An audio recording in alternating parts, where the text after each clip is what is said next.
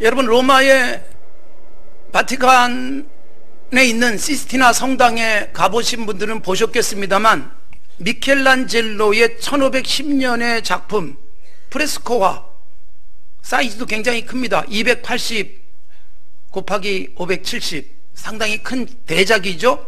제목이 아담의 창조입니다. 하나님이 아담을 창조한 그림을 그렸습니다. 프레스코는 그 회를 칠하고 마르지 않은 상태에서 수성 물감을 사용해 가지고, 그래서 오랫동안 보존되게 만드는 기법입니다. 그래서 지금도 아주 선명하고, 그리고 지금도 그 작품 놀랍다는 감탄을 할 수밖에 없는 그런 작품이지요. 거기에 아담을 그려놨습니다. 아담이 어떤 모습이었을까? 미켈란젤로가 조각가였기 때문에 미켈란젤로의 그림의 사람들은 대부분 다 조각 같습니다. 남자도 아주 근육질에, 아담이 아주 근육 운동을 굉장히 많이 한 사람 같아요. 정말 근육질의 남자로 그려놨습니다. 그런데 여러분, 아담만 그린 게 아니라 하나님을 그렸습니다. 하나님의 모습을 어떻게 그렸을까? 고민이 많이 되지 않겠어요? 아담은 벌거벗겨 놨지만 하나님은 옷을 입고 계시고, 그리고 하나님은 수염이 많이 나신 분으로 그려놨습니다. 역시 하나님도 근육질이었습니다. 그래서 그 아담과 하나님이, 그 E.T. 영화 안 보신 분도 계시지만 그림은 많이 보셨을 거예요. E.T.와 사람의 손가락이 이렇게 닿진 않지만 가깝게 이렇게 연결되고 있는 모습, 이거 사실 그 물리학적으로는 터널링 효과거든요. 굉장히 전압이 세거나 에너지가 세면 닿지 않아도 스파크가 튀는 거예요. 근데 사실 아담의 창조라는 그림에서 E.T. 영화가 아마 영감을 얻은 거 아닐까, 그런 생각을 합니다. 하나님의 손가락과 아담의 손가락이 이렇게 닿을 듯 말 듯. 그런데 하나님의 에너지가 얼마나 큽니까? 그래서 하나님의 형상, 하나님의 생기가 아담에게로 들어가는 모습을 그렇게 그린 것으로 보여져요. 보세요. 보이지 않는 하나님을 형상으로 그려놨고, 못 봤던 아담을 상상 속에서 그려놓은 것입니다. 그러면서 아마 제가 생각하고 상상하기는 미켈란젤로가 하나님의 형상대로 지음받은 사람을 가장 완벽하게 그리려고 애쓰지 않았을까, 그런 생각이 듭니다. 본 적도 없는 사람이고 보이지 않는 하나님을 형상화시킨 것, 이것은 굉장한 노력이었습니다.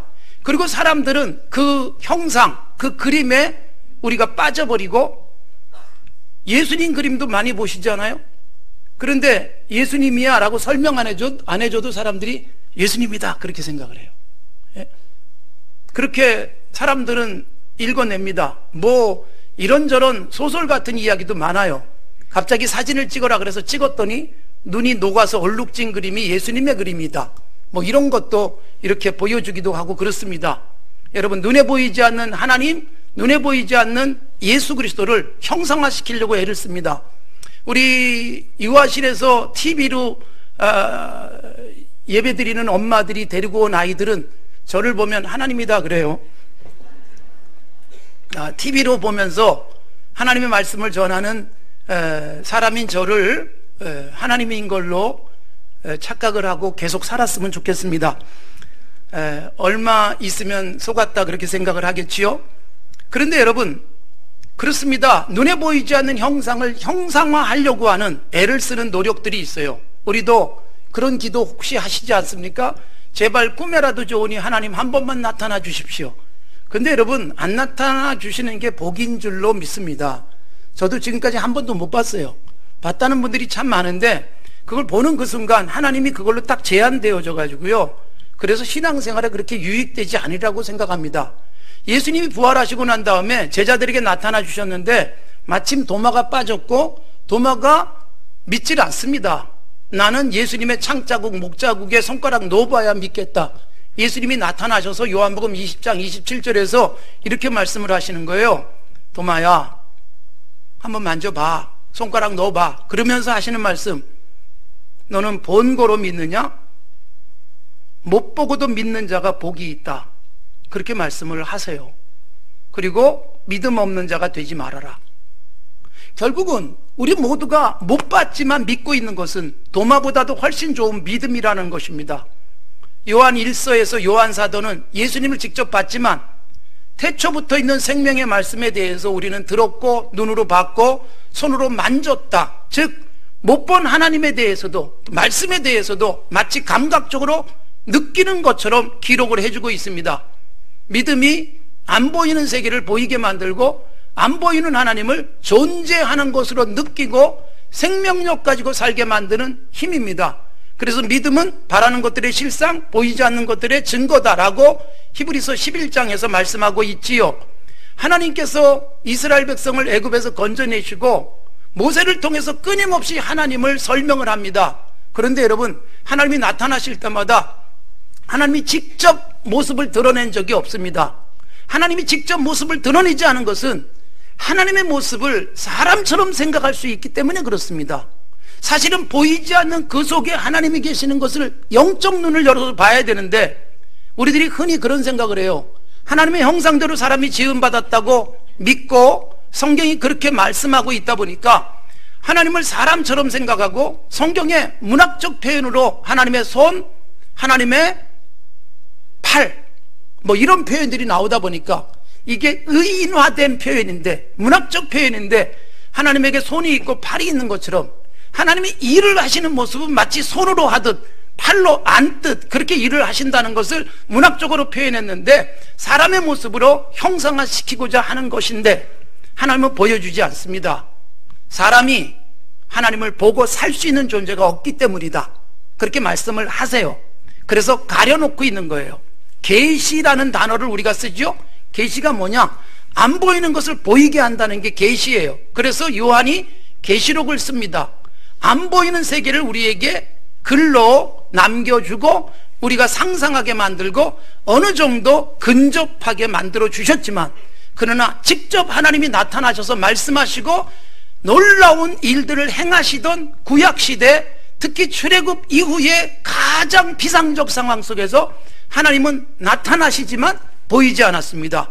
불이, 그리고 흑암이, 때로는 구름이, 그리고 어마어마한 소리가 막 천둥치듯 그렇게 현상은 있지만 하나님은 보이지 않는 그런 모습이 오늘 본문에도 나오고 있고, 모세조차도 하나님의 모습은 직접 본 적이 없었습니다. 그런데 우리는 형상화시키고 싶어 하는 것입니다. 자꾸 하나님이 손으로 만져줬으면 좋겠는 거예요. 물질 세계 속에 살면서 신적인 존재, 영적인 부분, 그리고 정신, 가치도 우리는 물질로 표현하고 싶어하는 모습들이 우리 속에 있기 때문에 그렇습니다. 하나님이 어떤 형상도 만들지 말라, 특히 숭배의 대상으로 만들지 말라는 말씀을 많이 강조합니다. 그래서 하나님을 형상화하는 것은 위험합니다. 그래서 우리는 하나님이라는 신을 이렇게 형상으로 만들어 놓지 않습니다. 십자가, 여러분 십자가를 굉장히 귀하게 여기고 십자가를 이렇게 만드는데 특별하게 만들어 놓고 걸어 놓고 그걸 보면서 좋아하는 경우도 있어요. 그러나 여러분, 십자가 자체에 어떤 영적 효염도 없습니다. 예수님이 십자가에 달려 죽었다가 살아났기 때문에 십자가에다가 우리가 의미를 부여하는 것이고, 바울사도가 십자가의 능력을 말할 때는 십자가 자체의 능력이 아니라 십자가에 죽으셨다가 살아나신 예수 그리스도를 믿는 믿음을 의미하는 것이지 형상화된 십자가에 어떤 효염도 없습니다. 영화에, 무슨 귀신 나오는 영화에 십자가가 등장하기도 하죠. 십자가 딱 들이대면 귀신이 벌벌 떨기도 하는 그런 모습들은 만들어진 것이지, 그거 십자가 차고 다닌다고 부적처럼 효과 있는 것 아닙니다. 십자가 목걸이는 그냥 예쁜 장식품에 불과한 것입니다. 그래서 예배당에 십자가를 우리 교단은 걸질 않습니다. 혹시라도 십자가 그 자체를 우상화할 가능성이 있기 때문에. 그러면 예배당 건물에다가 십자가를 다닌 이유는 이게 절이 아니고 교회다 표시하는 거죠. 이게 예배당이다, 기독교다, 이거 표시하는 거잖아요. 박태선 같은 전도가는 십자가를 빼버리고 거기다가 비둘기 뭐 이런 거 달아놨어요. 그러니까 그거는 이제 박태선을 자기들의 교주로 섬기고 있는 자들의 변질된 신앙을 보여주고 있는 것이지요. 여러분, 십자가 그림, 모양, 그것 자체에 능력이 있지 않습니다. 하나님은 보이지 않는데 진정한 능력은 보이지 않는 그분을 믿는 믿음의 능력이 홍해도 가르고 요단강도 건너고 그리고 여리고성도 넘어지고 병든 자가 낫기도 하는 그것을 우리에게 분명하게 성경은 보여주고 있습니다. 그래도 사람들은 형상 좋아합니다. 영상 좋아합니다. 장례식을 할 때 항상 사진을 걸어놓고 장례식을 하는데 글쎄 그 사진을 걸어야 되는가에 대해서는 저도 고민이 되어져요. 우리 아버지 어머니 장례식 할 때도 다 걸긴 걸었지만 굳이 걸어놓을 필요가 있을까? 사실 자칫 잘못하면 그 영상화된 그분이 숭배의 대상, 인사의 대상이 되어지는 우가 있을 수 있기 때문에 우리 어머니가 사실 그런 분이 아닌데 돈을 들여가지고 우리들 몰래 어머니 영정사진을 만들어 놓으셨더라고요. 아버지 사진까지. 그래도 손을 많이 댔습니다. 사진에다가 배경도 막 이상하게 칠해놓고 그랬어요. 아마 그 옛날에 그런 것만 할머니 할아버지들 쫓아다니면서 팔아먹는 사람이 있었던 것 같고 우리 어머니도 거기에 낚였던 것 같습니다. 별로 사진 질도 좋지 않은데 돈 들여서 만들어 놓으신 것은 아마 우리 어머니도 어머니가 떠나시면 우리들이 급하게 영정사진 만들으라고 바쁠까봐 그런 배려를 하신 것 같아서 그렇게 만들어 놓으신 것에서 어머니의 그런 따뜻한 마음만 받았습니다. 그리고 고마워했습니다. 근데 여러분 그런 영상, 사진 이런 것들 영상 시대에 살면서 형상화되는 것들이 굉장히 우리들에게 가깝게 다가오고 또 형상화시키면 확 들어오는 감각적인 효과도 있지만 그러나 형상화의 위험은 늘 있기 마련이라는 것입니다. 여러분 우리들이 형상 여기에 너무 집중하는 경향들이 있어요. 사람들이 그럴 수 있다는 걸 하나님은 너무나 잘 알으셔서 형상 만들면 죽는다, 멸절당한다 라고 경고까지 했습니다. 성전이라는 건물, 여러분 성전을 어떻게 생각하세요? 하나님께서 출애굽하자마자 이동용 성전을 만들게 했어요. 굉장히 정성껏 하나님의 디자인대로 만들었고 만드는 사람들이 성령 충만한 사람들이 만들었어요.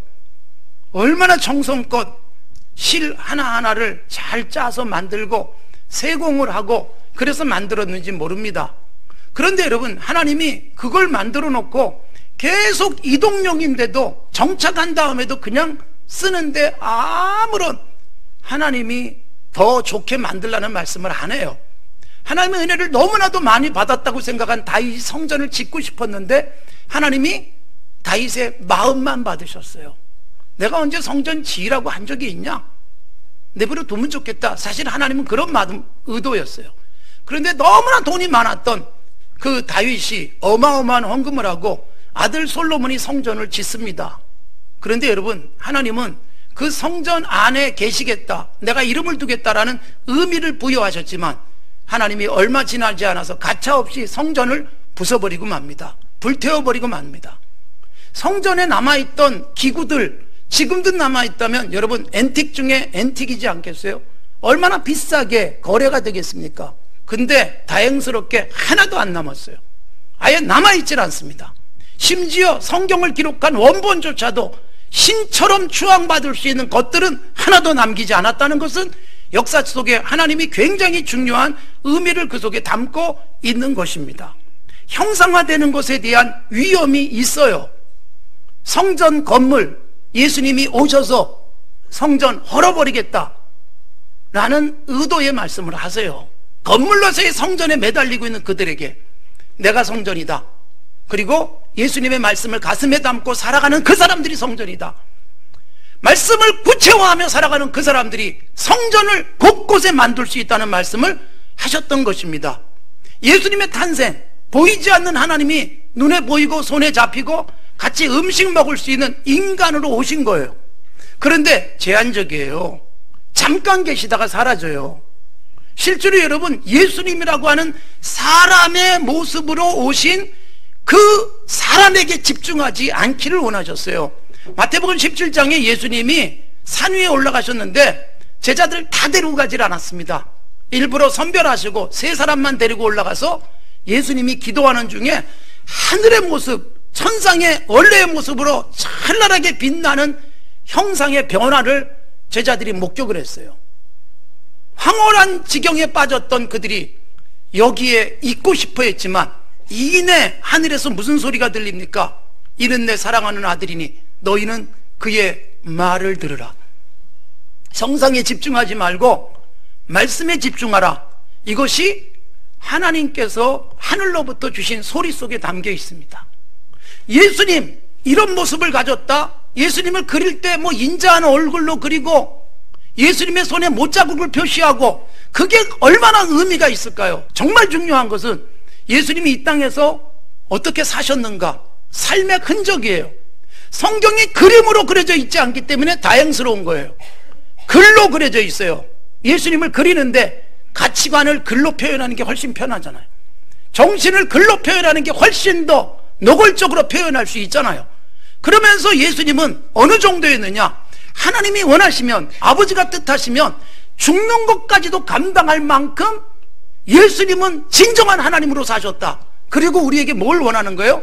예수님이 가르쳐준 말씀대로 살면 내 삶은 하나님의 형상을 드러내는 것임을 강조하고 있는 것입니다. 말씀과 형상은 하나입니다. 보이지 않는 하나님이 말씀으로 나타났고, 하나님이 우리에게 요구하는 게 뭔지 아세요? 우리의 삶을 통해서 보이지 않는 하나님을 좀 드러내며 살아라. 이게 정말 요구하는 거예요.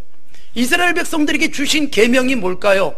그 계명대로 살면 세상 사람들이 이스라엘 백성을 보면서 야, 하나님이 정말 계시는구나 라고 느끼도록 살아가는 방식, 이걸 주신 거예요.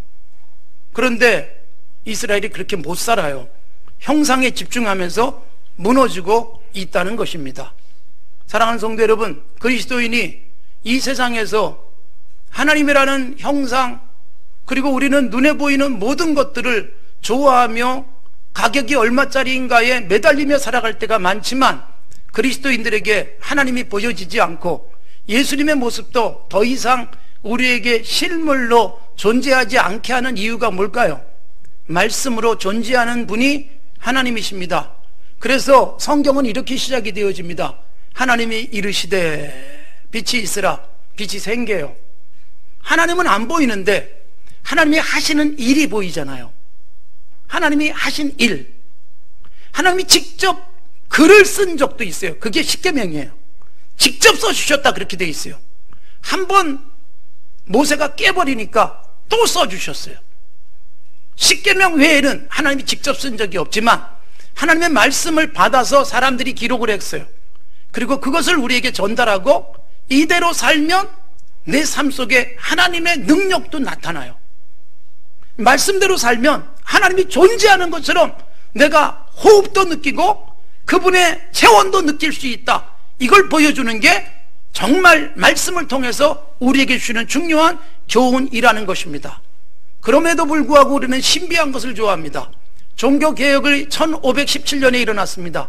종교개혁의 중요한 가치 중에 하나가 뭐냐?